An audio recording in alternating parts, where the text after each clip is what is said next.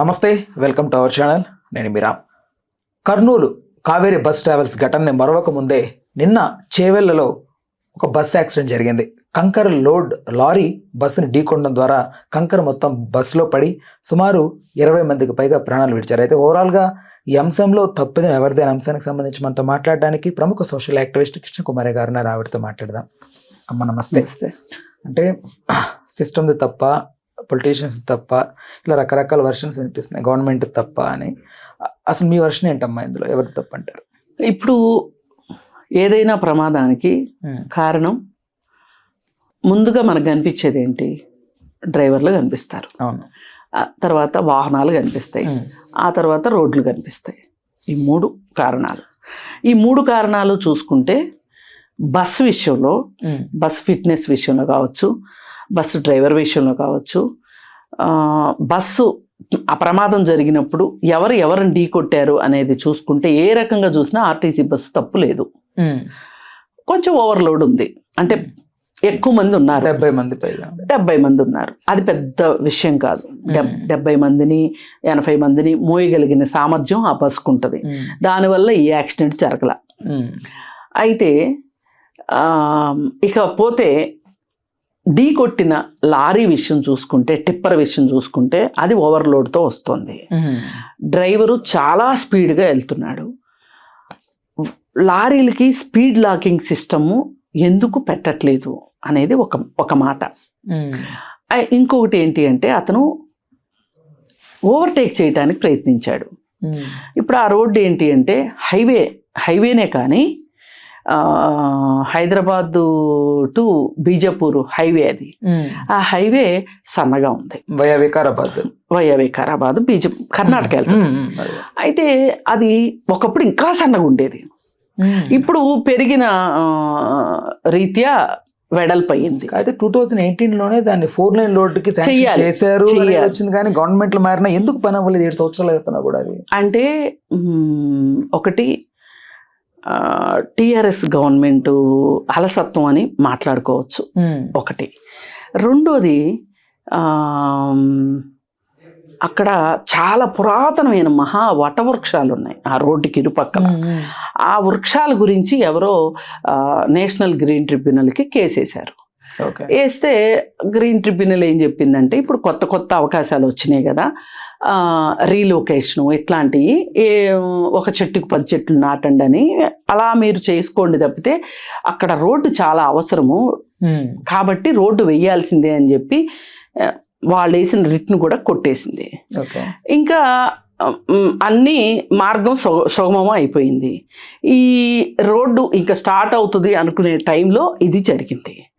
అయితే ఈ police academy దగ్గర నుంచి మన్నెగూడ సర్కిల్ వరకు కూడా రోడ్డు ఇబ్బందే. అక్కడి నుంచి అక్కడికి 46 కిలోమీటర్లు ఉంటుంది. 46 కిలోమీటర్లలో కొన్ని చోట్ల చాలా నేరోగా ఉంటుంది, మలుపులు ఉంటాయి, రకరకాల ఇబ్బందులు ఉన్నాయి అక్కడ. మైనాబాద్లో అయితే రోడ్డుకి చాలా దగ్గరగా బిల్డింగ్స్ ఉంటాయి. ఇప్పుడు ఈ రోడ్డు వైడెన్ చేయాలంటే బిల్డింగులు కొట్టాలి. ఆ బిల్డింగులు కొట్టాలి అంటే ఖచ్చితంగా పెద్ద పెద్ద కమర్షియల్ బిల్డింగులు ఏదో ఒక రాజకీయ పార్టీకి చెందినవి ఉంటాయి. వాళ్ళ దగ్గర నుంచి ఎంతో కొంత ప్రతిష్టంభన ఉంటుంది. కానీ ఎంత ఉన్నా సరే చట్టం ఏం చెప్తుంది అంటే, ప్రజా అవసరాలకి ప్రైవేట్ ఆస్తులు ఇవ్వవలసిందే అనేది మనకి చట్టంలో ఉంది. కాబట్టి చచ్చినట్టు ఇవ్వాల్సిందే. ఇక అందులో చేయగలిగింది ఏమీ లేదు. అయితే ఈ నడుమ ఇన్ని సంవత్సరాలు దోబూచులాడటానికి ఇది కూడా ఒక కారణం. ఇప్పుడు పర్మిషన్ వచ్చేసింది అనుకోండి కోర్టు నుంచి, అది కొట్టేశారనుకోండి ఫాస్ట్గా, రోడ్డు వేయాలిగా, ఇంకా అడ్డంకులు ఏమీ ఉండవు. అది ఎప్పుడు బాధ్యత ఎవరిదో అవుద్దప్పుడు ప్రభుత్వం మీద బర్డెన్ పడుతుంది. అది ప్రభుత్వం ఆ రోడ్డు విషయంలో అలసత్వం వహించింది అనేది ఖచ్చితంగా వాస్తవం. రాజకీయ నాయకుల కోసమేనా? ఇంకేముంటుంది చెప్పండి? ఇప్పుడు రాజకీయ నాయకుల కోసమో, ప్రముఖుల కోసమో, రాజకీయ నాయకులకి సహకరించే వాళ్ళ కోసమో రోడ్ల అలైన్మెంట్లే మారుస్తున్నారు. ఔటర్ రింగ్ రోడ్డు పామెలికల్లాగా ఎందుకు వెళ్ళింది అంటే ఎవరన్నా సమాధానం చెప్తారా? అందుకని ఏంటంటే మన దేశంలో అన్నీ సాధ్యమే, అందుకని ఆ రోడ్డు పెద్దది అవ్వలేదు. ఈ రోడ్డు పెద్దది అవ్వకపోవటం కూడా ప్రాబ్లమే. పైగా రోడ్డు మీద ఒక గుంత ఉంది. ఈ గుంత ఉన్నప్పుడు ఆ గుంత వల్ల అతను గుంతను తప్పించడానికి యువతలకు వచ్చాడు. అదే స్పీడ్ మీద వచ్చినప్పుడు వచ్చి ఈ బస్ మీద పడ్డాడు. కనీసం డివైడర్ ఉన్నా బాగుండేది అనిపిస్తుంది. అక్కడక్కడ ఉంటుంది ఆ హైవేలో కూడా, అక్కడక్కడ డివైడర్ ఉంటుంది, కానీ చాలా చోట్ల డివైడర్ ఉండదు. అదే ప్రాబ్లం. నేను అందుకే అంటున్నా కదా, ఈ బస్సు ఏమాత్రము తప్పు చేయాల. ఎందుకంటే బస్ డ్రైవరు ఇంకా ఎంత మార్జిన్లోకి రావాలో అంత మార్జిన్లోకి వచ్చేసింది బస్సు. అతను మీదకి వచ్చేస్తే ఏం చేస్తాడు? అదేమైనా చిన్న స్కూటర్ అయితే పోనీ రోడ్డు కిందకైనా దించొచ్చు.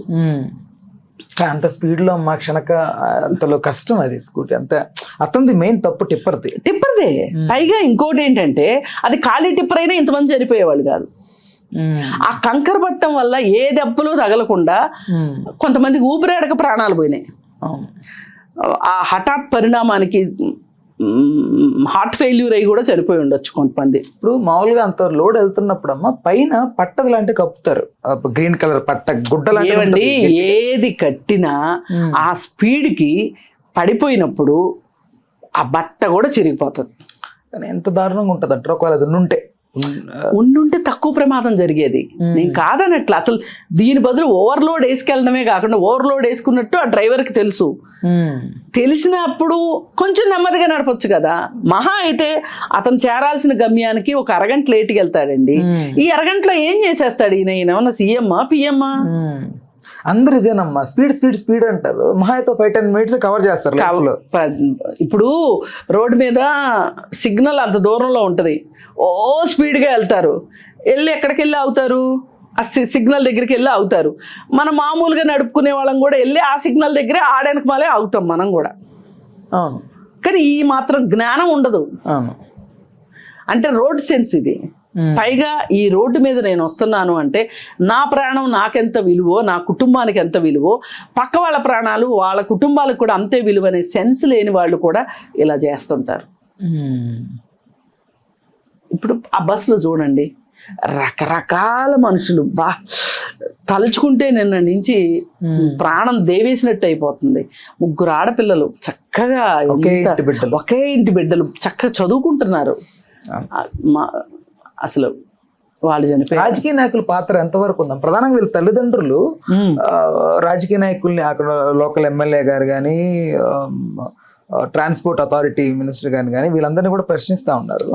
ఏంటంటే వీళ్ళది ఎంతవరకు? అదే కదా, రోడ్డు ఎందుకు రాలేదని అడుగుతున్నారు. ఇప్పుడు విజయవాడ హైవే ఉందండి.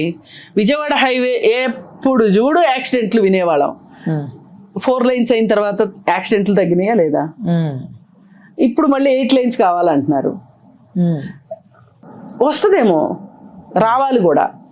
ఎందుకంటే మనకి జనాభా పెరిగినప్పుడు, టెక్నాలజీ పెరిగినప్పుడు, జనాలు మొబిలిటీ పెరిగినప్పుడు, ఒక చోట నుంచి ఒక చోటికి వెళ్ళే అవకాశం ఉన్నప్పుడు ప్రయాణం చేస్తారు. చేయకుండా ఎలా ఉంటారు? ఒక చోట ఉంటారు కదా. ఇప్పుడు నదుల కంటే ఆనకట్టలు కట్టగలం కానీ మనుషులకి ఎట్లా? మరి అలాంటప్పుడు వెళ్ళేటప్పుడు దేని మీద వెళ్తారు? సైకిల్ మీదో, స్కూటర్ మీదో, బస్సులోనో, కార్లోనో, ఆటోలోనో వెళ్తారు కదా. కాలినడకం తప్ప దేంట్లోనే వెళ్తారు. మరి వెళ్ళినప్పుడు రద్దీ లేకుండా ఎట్లా ఉంటాయి? దీనికి ప్రొవైడ్ చేయాల్సింది ఎవరు? ప్రభుత్వమే రోడ్లను ప్రొవైడ్ చేయాల్సింది.